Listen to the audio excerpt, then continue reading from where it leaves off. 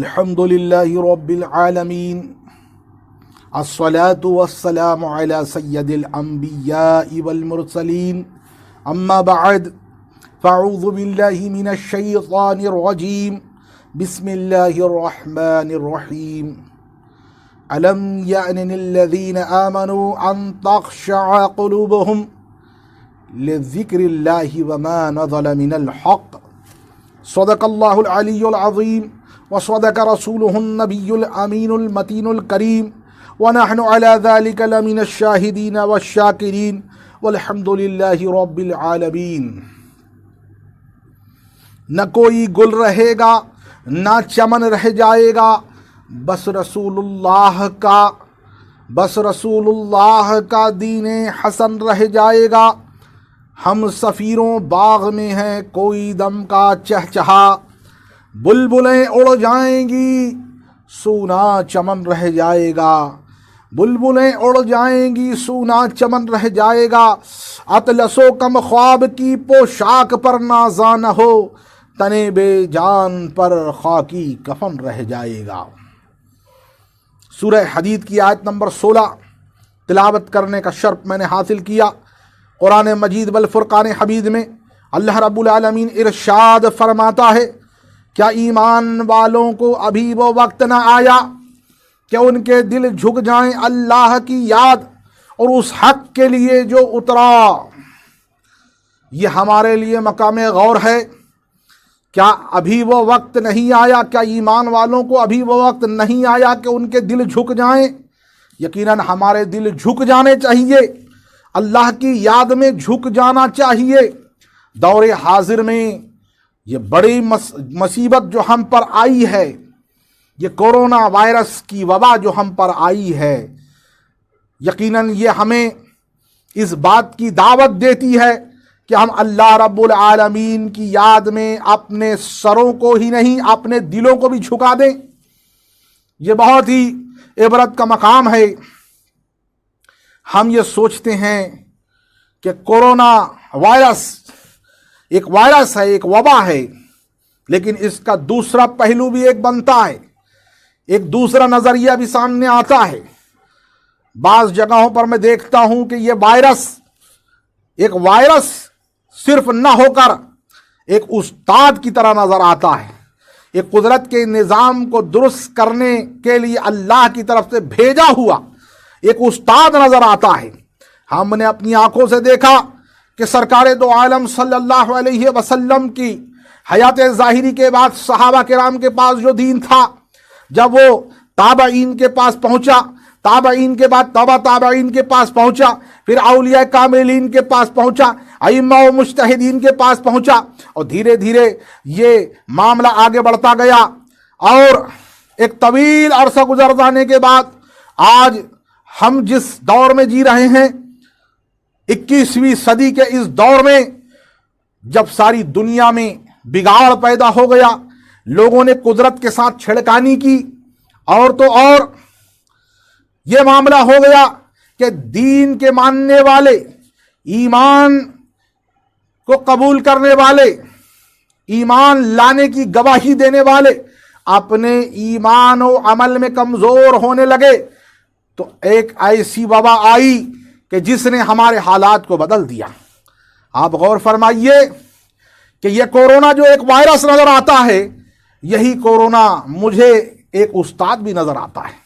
ہم نے دیکھا کہ ہمارے آقا صلی اللہ علیہ وسلم نے ارشاد فرمایا کہ نکاح کو آسان بنا دو، مگر ہماری قوم نے نکاح کو مشکل بنا دیا، نکاح پر بھاری بوجھ ڈال دیا، ہزاروں قسم کی رسمیں اس پر لاد دیں، ہزاروں قسم کے اپنی خواہشات کے بوجھ تلے نکاح کو دبا دیا گیا، حتیٰ کہ نکاح مشکل ہو گیا۔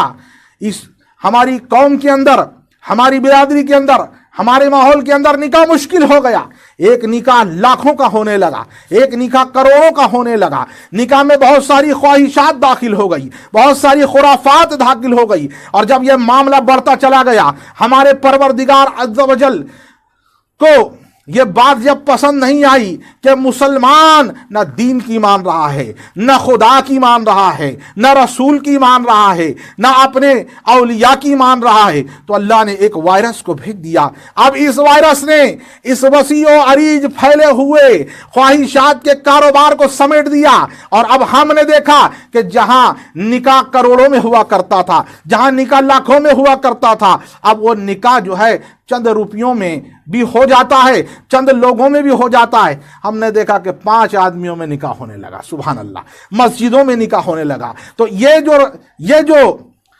سنت واپس زندہ ہوئی، اگرچہ لوگوں کے نزدیک مجبوراً میں انہوں نے یہ عمل کیا، لیکن ایک طریقے سے سادگی کے طور پر آسانی کے ساتھ مسجد کے اندر نکاح جو ہونے لگا، یا مسجد میں نہ ہو کر گھر میں ہی ہوا، کم لوگوں کے درمیان نکاح کو آسان بنا دیا گیا، تو یہ دین کے اصل حکم کے مطابق ہو گیا۔ تو گویا کہ کورونا وائرس نے ہمیں ایک سبق سکھا دیا کہ تمہیں نکاح اس انداز سے کرنا ہے۔ تو ایک وبا تو ضرور ہے، لیکن ساتھ میں یہ ایک استاد کی طرح بھی نظر آتا ہے کہ جس نے ہمیں یہ سبق پڑھایا کہ نکاح کو آسان بنا دو۔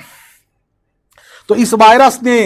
نہ صرف نکاحوں کو آسان بنایا،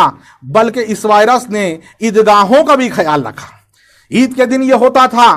کہ ایک مسلمان عید کی نماز پڑھنے آ رہا ہے، بڑی شان و شوکت کے ساتھ عمدہ لباس پہن کر، عطر لگا کر، صبح 8 بجے 9 بجے 10 بجے مسجدوں میں عیدگاہ میں پہنچ کر بڑی شان و شوکت کے ساتھ نماز ادا کر رہا ہے۔ مگر اس مسلمان سے پوچھا جائے، اے مومن، اے مسلمان، کیا تو نے صبح فجر کی نماز ادا کی تھی؟ وہ نماز جس کو اللہ نے فرض کیا ہے، کیا تو نے اس نماز کو بھی ادا کیا؟ تو وہ اپنے سروں کو جھکا لیتا تھا اور یہ کہتا ہوا نظر آتا تھا، میں عید کی نماز پڑھنے چلا آیا ہوں، سال میں 1 مرتبہ یہ نماز ہوتی ہے، اس لیے میں اس کا اہتمام کر کے آیا ہوں، افسوس مجھ سے فجر ادا نہ ہو پائی۔ اور اس طرح سالوں سال سے معاملہ چلتا آیا، مگر جب کورونا استاد آئے، کورونا استاد نے لوگوں کو گھروں کے اندر قید کر دیا، شاسن پرشاسن کے نیم لاگو ہو گئے، اب جو ہے کوئی بھی نماز جو ہے پابندی کے ساتھ ادا کرنے کا حکم آ گیا، کم لوگوں کے ساتھ نماز ادا کرنے کا حکم آ گیا۔ تو اب اس صورتحال میں ہمیں لاک ڈاؤن کا بھی پالن کرنا تھا، پرشاسن کی باتوں کو بھی سننا تھا، اس مہاماری سے لوگوں کو بچانا بھی تھا۔ اس صورتحال میں پورے ہندوستان کے اندر جو طریقہ اپنایا گیا وہ یہی اپنایا گیا کہ چند لوگوں کے درمیان نماز پڑھی جائے گی، لیکن اسے ہی پڑھنے کا موقع ملے گا جو نماز فجر ادا کرے گا۔ فجر کی نماز میں لوگ آئے، مختصر لوگ آئے، اور فجر کی نماز کے بعد فوراً جیسے ہی نماز کا وقت ہوا، جیسے ہی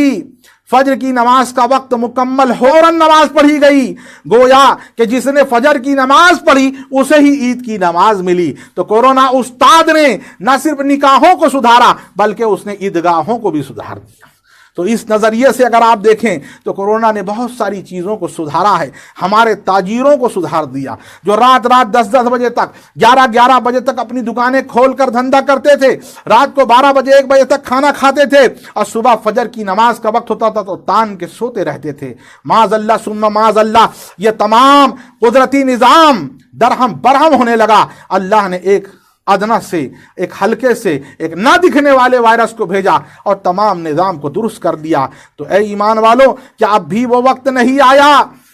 کہ تمہارے دل جھک جائیں اللہ کی یاد میں اور اس حق کے لیے جو نازل ہوا؟ لوٹو قرآن مجید کی طرف، لوٹو حضور پاک کے فرمان کی طرف، لوٹو اپنے دین کی طرف، لوٹو اپنے اللہ کی اطاعت کی طرف، حضور پاک کی اطاعت کی طرف۔ اسی میں کامیابی ہے، اسی میں کامرانی ہے، اسی میں ہمارے لیے عروج ہے۔